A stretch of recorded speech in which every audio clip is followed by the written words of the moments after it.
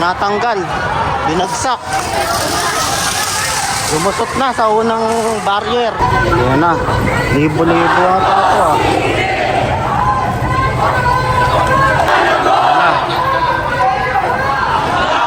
Full alert tong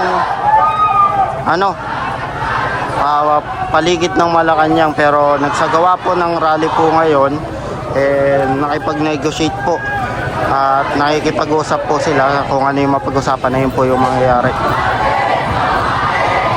So iba-ibang grupo po ng mga estudyante po to.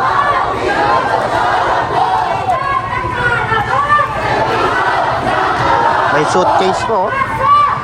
May suitcase. Ayun na tayo siya sabi na saldi ko suitcase.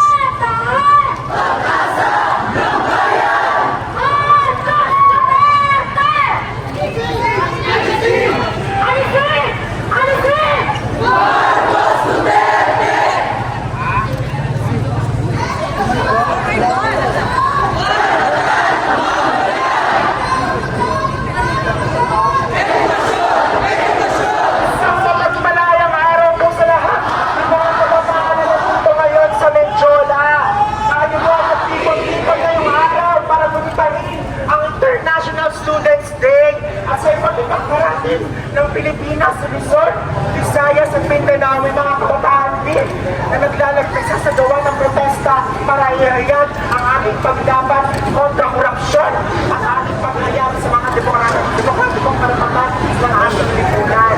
Kaya na naman dito ang mga kabataan kaharap ang mga kurakot ng ating bayan, saan sa limpak-limpak pera na kanilang kinuha ay walang tinitira para sa mga patayang servisyo ng ating bayan. Isa na dyan ang mismong kinakaharap ng mga scholar ng bayan at kabataan sa kakulangan sa pondo sa edukasyon, habang bilyon-bilyon ang kinukurap ng mga kurakot sa gobyerno. Walang pondo sa edukasyon, walang pondo sa patayang servisyo ng ating bayan. Kaya naman galit na galit ang mga kabataan ngayong araw habang kinagulita ang International Students Day, at malinaw ito ng simbolo na patuloy na lalaban ang mga kabataan kontra korupsyon at kontra rasismo. Para naman simulan ang ating programa, tinatawagan natin sila. Pakinggan natin yung mga sasabihin po at para malinawan tayo kung ano yung punto para bakit nandito po yung nagsagawa ng rally.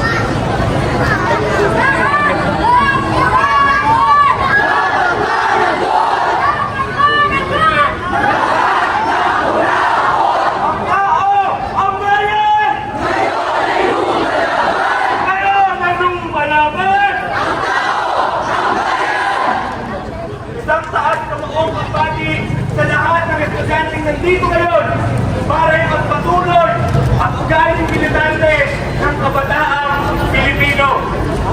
Sa ating pagpindig, ginugunita natin ang kalangalan ng mga estudyante na mula sa Czechoslovakia sa kanilang magtindig, pagtutos sa isang kasing na rehimen, isang balakid na pamilyar sa ating lahat. Ng katapangang ito ay namana ng mga Pilipino. Wala tahimagsikan at revolusyon at panibasyo upang mapaalis ang mga imperialista. Hanggang ngayon ay may hawak pa rin sa atin sa mga imperialista ang kahaman at killing machine. Katapangan naman na namana ng mga estudyante sa Ukraine School Start kapaglaban ng mga kabataan sa pamamaraan ng mga walk-up rally na sabihin nila ng organisa para mamulat ang bayan sa galit sa isang diktator. Ngayon, andito tayo, mga estudyante at mga kabataan, galit na galit sa hirap ng ating araw-araw sa buhay. Andito ang mga estudyante, galit na galit at maratapang, at hindi sila takot sa paningupil ng Estado.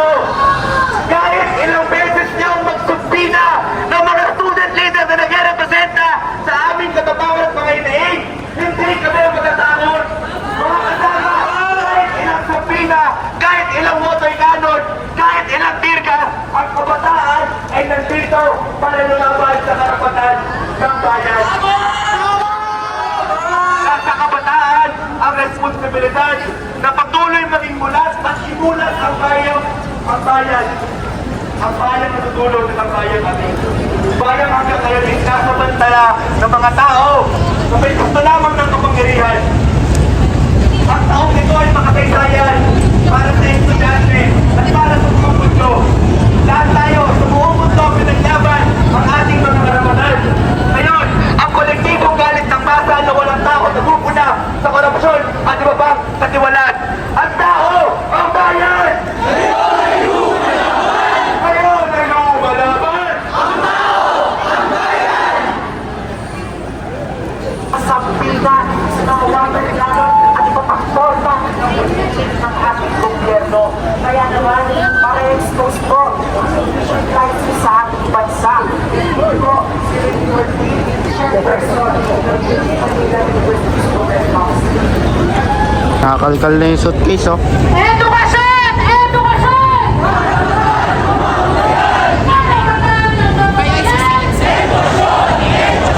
Sa mapagpalayang araw po sa ating lahat mga kasama at magpupugay dahil nandito muli ang kabataan sa Mindoro! International Students Day talagang bigyan diin ang krisis sa edukasyon. Noong inapasang ang 2026 budget, sabi daw, sapat na ang budget sa edukasyon. Sa tingin niyo po ba? Sapat na! Hindi! Bagaman nadagdagan ang tulong sa edukasyon, hindi pa ito ang edukasyon na nararapat na matamasa natin. Kita-kita natin ito araw-araw sa mga aktividad na ginagalawan natin. Ilang taon na ang mga SUCs, sira-sira ang mga gusali, kulang ang mga upahan sa silid-aralan, at kulang ang mga equipment sa mga laboratory nila.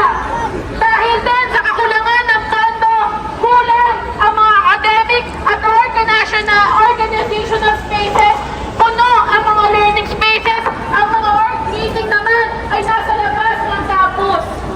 Paano magkakaroon ng masigla at physical na student life kung wala man lang sapat na lugar sa mga universidad natin? Kasama dito ang kawalan ng basic student services. Hanggang ngayon, kulang ang access sa mental health counseling, sa maayos na health services at sa basic facilities tulad ng study areas at accessible na restrooms. At habang kulang ang pondo, sobrang bigat naman ng academic workload dahil sa sistemang nakausahan sa output-based learning.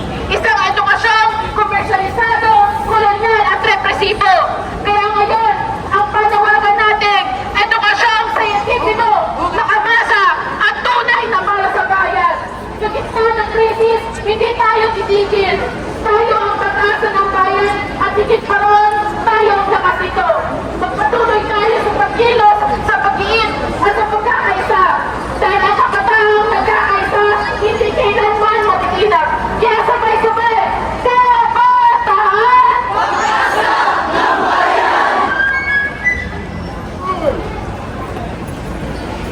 Mga kabataan, ilang buwan na po nagpo-protesta ang mamangyan. Bilyon-bilyon ang ginagawa sa ating pondo. Pero walang pondo para sa mga schools natin at walang tiyak na pondo para sa mga student services. Sa pipili mismo ang namin tatlong taon na pagpapahintay na magawa. At sa mga ibang pamantasan natin, mga naantalang infrastruktura at pabuo ng mga proyekto ang nakatabay. Dagdag na dito ang kinakaharap ng mga kabataan sa kinakaharap ng mga kabataan sa pagtismo ng Estado kung saan kaliwat kanan po ang atake ng ating Estado sa mga kabataan. Kaya naman, hanggang ngayon nagpapanawagan ng mga kabataan para panagitin at alisin ang mga kurakot sa gobyerno at para panawagan ang susunod na nakapagsalita